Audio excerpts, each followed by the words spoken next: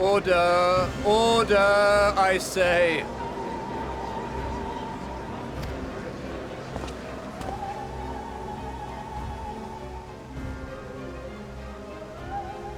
I thank you all for gathering here on such short notice. This day we must speak of grave affairs and their implications for the future of Sharlayan, nay, of this very star. Said affairs concern all citizens, and so we have called for a public assembly.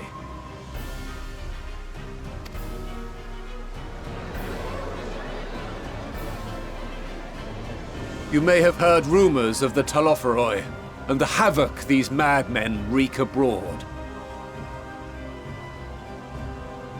Under normal circumstances, we would pay little heed to petty disturbances outside our borders. The final days, however, are another matter altogether. For we dare not ignore these prophetic words of Eld.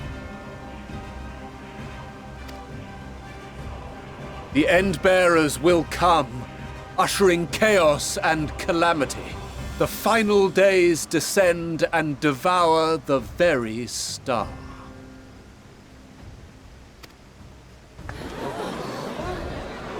I've never heard this prophecy. Is it true? Will all that really happen? Calm yourselves. The time has come to speak of the Forum's most sacred duties. But first...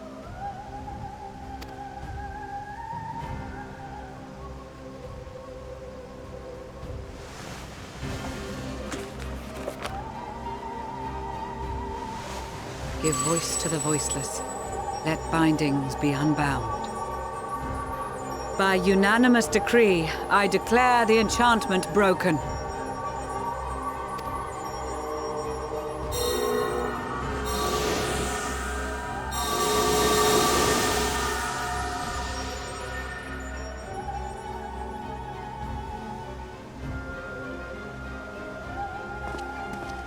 Master Leveilleur, if you would.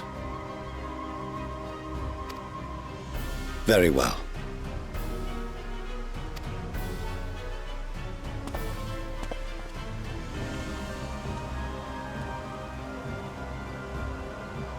"270 years ago, our forebears began an expedition in the Dravanian hinterlands. in search of a route to access the ethereal sea. This much is public knowledge. Their findings, however, would become the Forum's most closely guarded secret. What those researchers discovered in the hinterlands was not a passage unto the ethereal sea, but the very heart of our star, and Hydaelyn herself.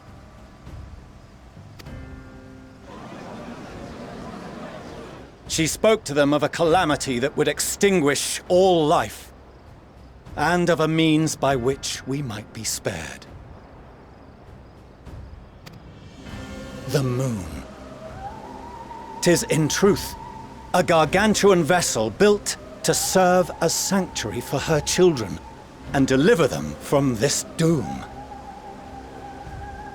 Much like Nunkref's hope in ages past, it will bear the people of a world in the throes of death to a new home.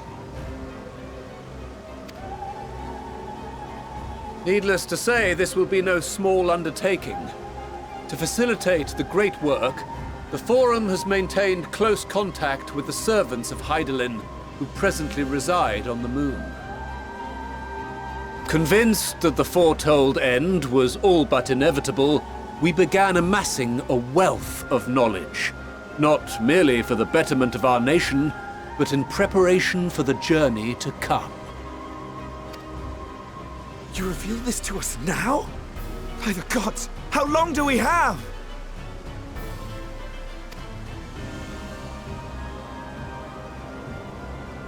While we cannot say with certainty, we believe the hour to be nigh. We received a transmission from the moon suggesting as much not long ago. Which is why we must in earnest begin preparations for the great exodus. For his impressive contributions and the leadership he demonstrated during our withdrawal from Dravania, we have elected Master Leveilleur to oversee this initiative.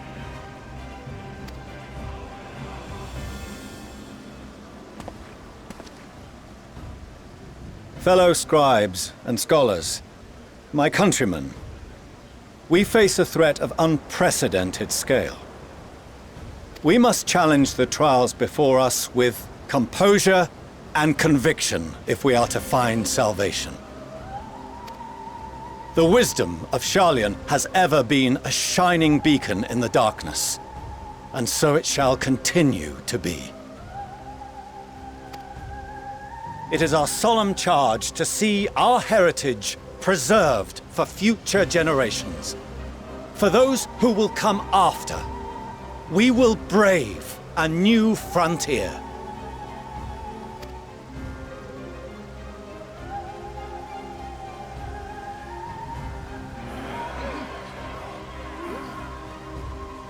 Administrative edicts will be relayed to all major institutions ere long. In the meantime, carry on with your duties. With that, I hereby call this assembly to a close.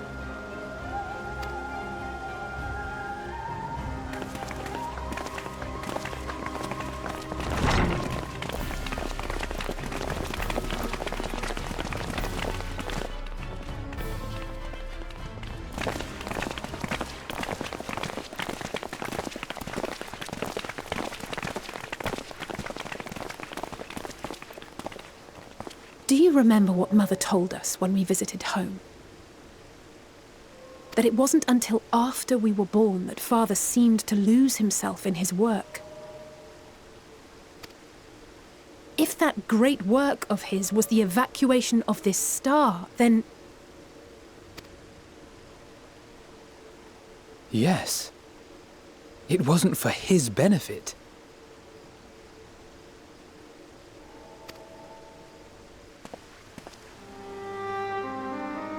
Would you mind waiting here a moment? I wish to speak with Father before we leave.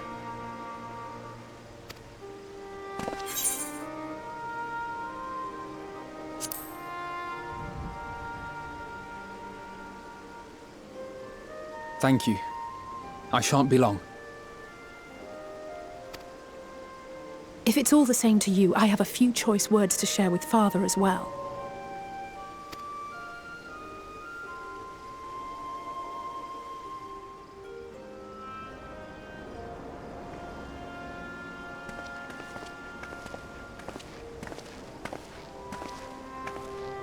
So, come to call us cowards and bid us join your fruitless battle against the inevitable. Nay, we do not object to the Forum's proposal. On the contrary, those who wish to flee have every right to do so. Urianger is cooperating with your associates on the Moon to ensure that all is ready should evacuation be our only recourse. Then whatever your business, I suggest you be brief. Though we cannot boast the boundless wisdom of Charlian, we have first-hand knowledge of foreign cultures and have conversed with no small number of peoples. These experiences have taught us fundamental truths that cannot be recorded in any tome, nor charted on any map. The beating heart of this planet is its people, many of whom would give anything, even their lives, to protect the lands they love. Many may choose to join you in the end. But what of those unwilling or unable, for whom escape will never be an option? What would you have them do? To ignore the plight of those one might conceivably save is not wisdom, Father. It is indolence. This is why we choose to fight. We'll not ask for your understanding, Father. Only that you don't turn a blind eye to the good we have done. That we can still do.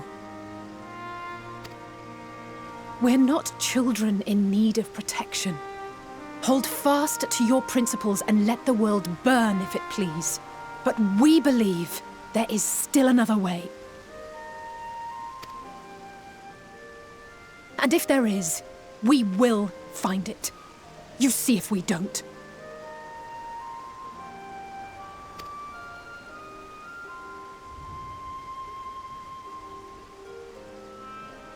Do as you will. Just stay out of our way.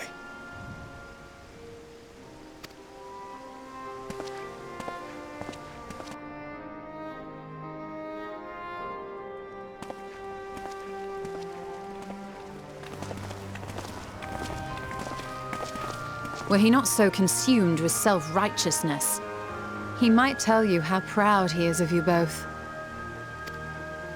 Bold words call for bold action. And there'll be no turning to your father should plans go awry. As if I ever would. So long as there are those who wish to stay and fight for this star, we have to do what we can to help them.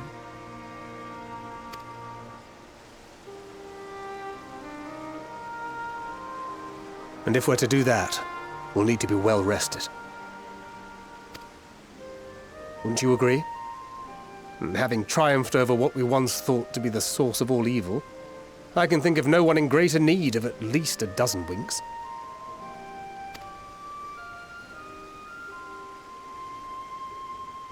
Shall we then? To the Annex, to prepare for tomorrow.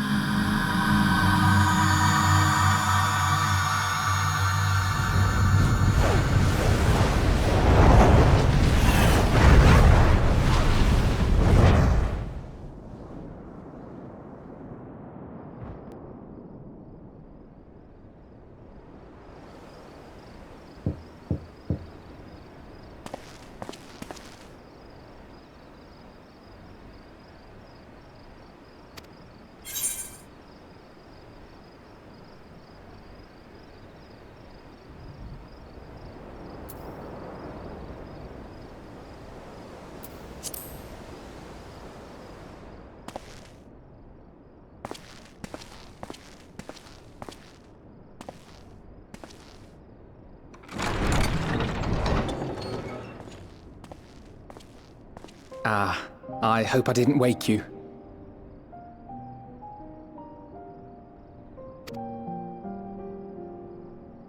I pray you will forgive the unannounced visit, but I wish to speak with you before retiring for the night.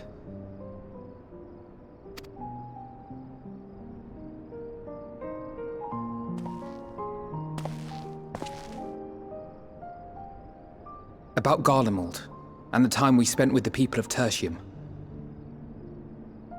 Dangerous though it was, I'm glad we had the opportunity to treat with Eulus and Quintus. I was worried what might happen after we were collared. If they attempted to restrain you too. If they succeeded. Once more, I put you in harm's way, and for that I must apologize. Or rather, I should thank you for trusting in me time and time again. After all our journeys together, I dare say I've used every expression imaginable to convey to you my gratitude. Nevertheless, I hope these words of mine still carry some small weight.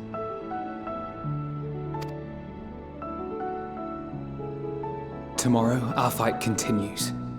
Mayhap it would have been better to seek you out after we have true cause for celebration. But having mustered the courage to stand up to Father and achieve a personal victory of sorts, I wanted to carry on in that spirit before my nerves got the better of me.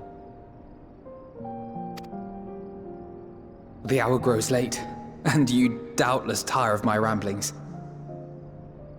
I have a letter for Orenvold to finish, but we'll be off to bed shortly. Sleep well.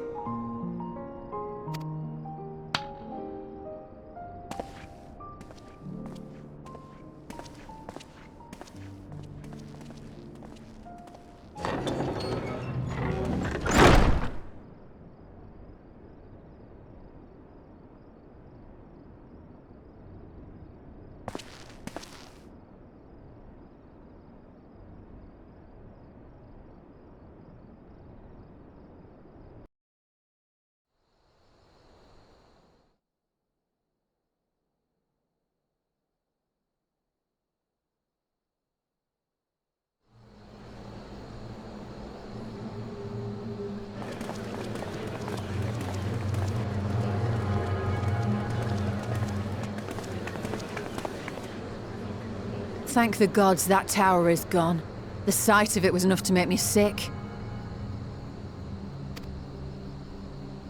Thank the Ilsebar contingent, more like. Word is, they fought their way into Garlemald and toppled the bloody thing themselves. Not just the one, neither. All the towers have up and vanished. Aye, I heard the same. Commander Aldin and his troops helped keep casualties to a minimum too.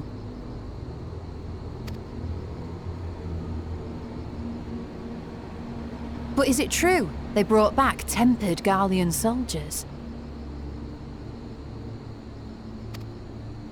As Commander Aldin tells it, they've a treatment for that now. But don't you worry. Cured or not, they've no plans to bring them into the city proper. I see. Well, that's a relief then. I know we've brothers and sisters among the lot, but I can't say I'm eager to welcome them home.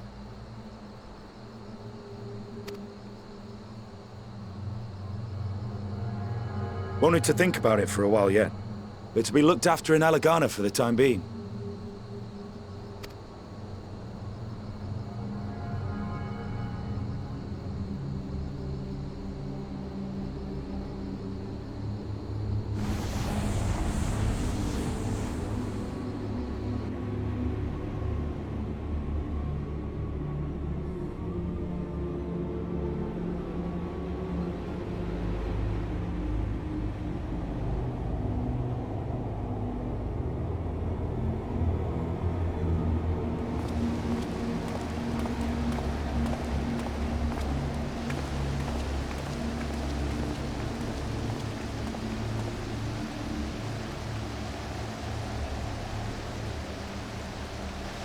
Another day, another commission of paramount importance.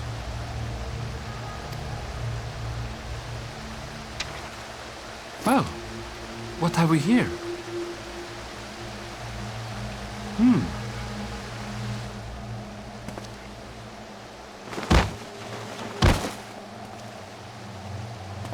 Hey, are you all right?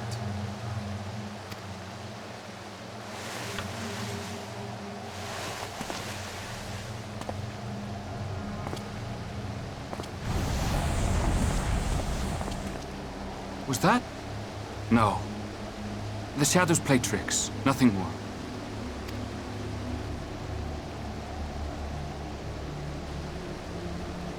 The towers are gone, and the Garlean threat is abated. And yet,